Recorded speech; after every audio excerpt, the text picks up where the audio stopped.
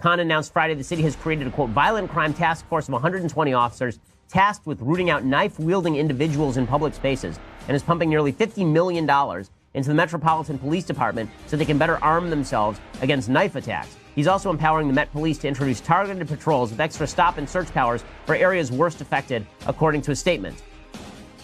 Now, one of the what's really kind of hilarious here is that one of the reasons that the crime rate is going up is because Khan is responsible for, according to Emily Zanotti at the Daily Wire, for decreasing the number of stop and searches, having previously declared the tactic racist and potentially Islamophobic. So in other words, he got rid of stop and frisk in London, saying that it was targeting too many young Muslim guys. And then the crime rate went up, and now he's going to target everyone. It's not really clear what they're going to use in London to cut their food anymore if you can't get a home delivery of a knife.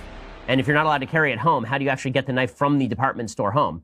Parliament is set to take up heavy knife control legislation when it resumes this week. The UK government is expected to introduce a ban on online knife sales and home knife deliveries. So now you have to go to a store to purchase a knife. Maybe you have to have a license to purchase a knife. You have to be a culinary specialist? They declare it illegal to possess zombie knives and knuckle dusters in private.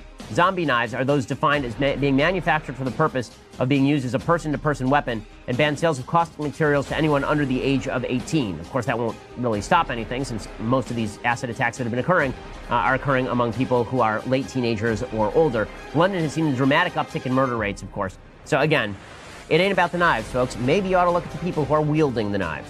Maybe you ought to be looking at the people who are actually performing the acid attacks. But since we're not allowed to do that, we're going to crack down on knives, and then we'll crack down on fists, and then we'll crack down on any blunt object in your home. You won't be allowed to have blunt objects. Soon, we'll end up all sitting in blank rooms with no furniture, because anything can be used as, maybe pillows, but no, we could use pillows for suffocation.